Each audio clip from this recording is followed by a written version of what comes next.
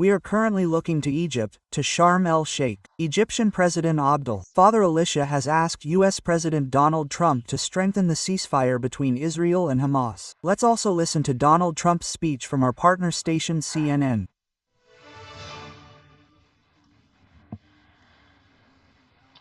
United States.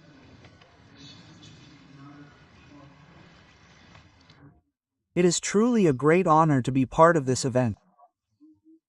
Today, we will all sign a document that contains some regulations. It is formulated quite simply. However, we will also sign further deals and documents. Our main concern here is the fight against Hamas. It is also important to emphasize again and again that some of the hostages have been returned today. That is also a great success. Of course, the situation regarding the bodies is also very sad. They are still working with the authorities to find some of the apparently lost bodies and to give the families some closure. It is truly tragic that something like this even has to be mentioned, but it is true that they are still looking for parts of the people. I've heard it's been going on for 3,000 to 500 years. This conflict has lasted a very long time, and now we've actually managed to reach a peace deal here. I think we had a lot of talented people involved. Jared, Marco, Pete and General Kane, for example, to name just a few. John Redcliffe, for example, who also helped achieve this peace style, this peace pact. And there were a few more who were there, who of course can be seen here at the table and behind me, who are also taking part in the event today. Here in Egypt in Sharm el-Sheikh.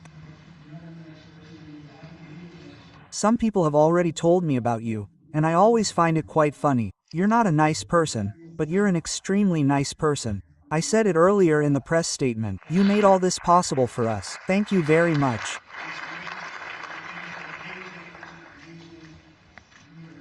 He's a great head of state and another man who has been a friend of mine for a very long time. He's a real tough guy, and I just get along better with these people than with people who don't make clear decisions. But this man from a place called Turkey, if you know him, he is one of the strongest leaders in the entire world.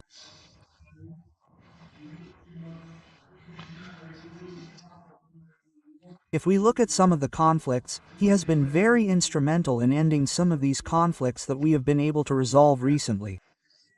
He is a good friend of mine, but he is a really tough guy who doesn't take kindly to cherries. President Erdogan, thank you very much for joining us today.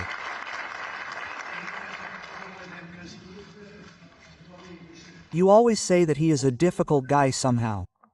You have to be careful when you talk to Erdogan, and in truth, he never disappoints and is always very solution-oriented. Thank you very much.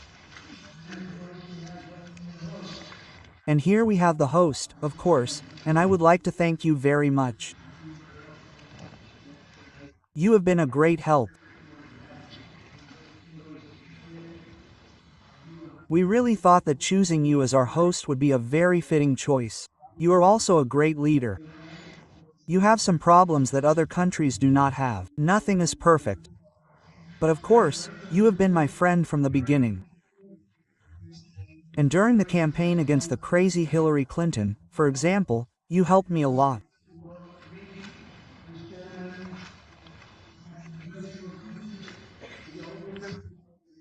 Then I met this man who has this place called Egypt.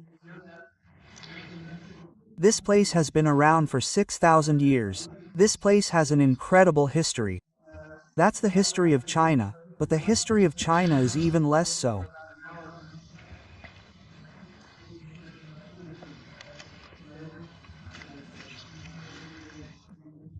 I can still remember that when we met, it was a very long meeting, and I would also like to express my sincere thanks to the generals for implementing everything and for supporting us.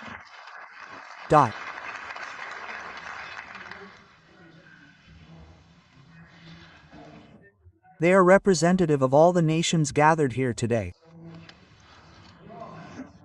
They have a lot of money together, more money and power that you see here than you have gathered anywhere else in one place.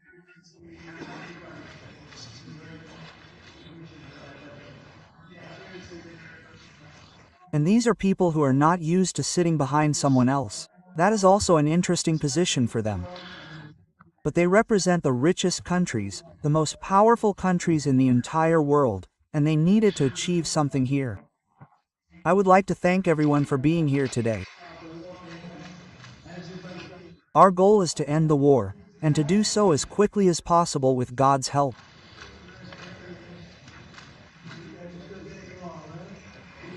You are still getting along quite well with each other, aren't you? Yes, there has been a conflict raging here for 32 years. I would like to thank everyone once again.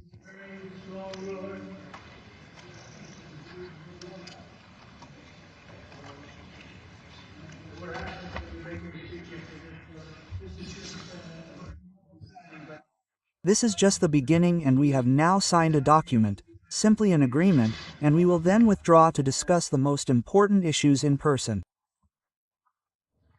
Of course, we will do that later. I would also like to thank the media.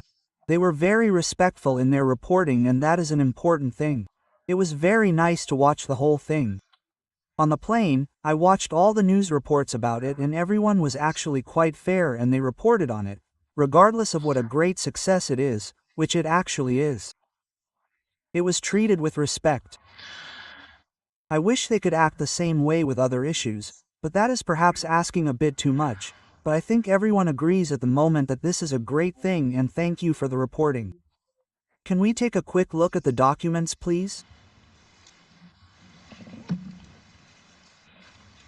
Thank you very much. And here comes the signing of the same declaration by US President Donald Trump, which the other heads of state have already signed.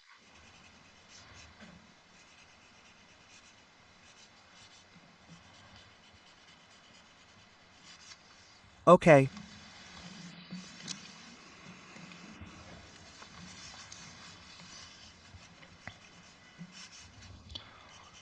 This is probably the same highlighter that US President Donald Trump likes to use to write personal letters to friends. Can you imagine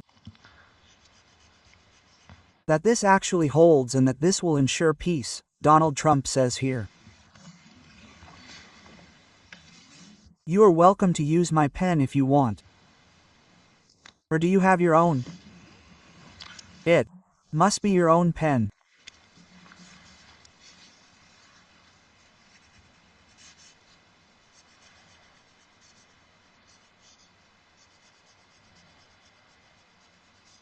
Okay.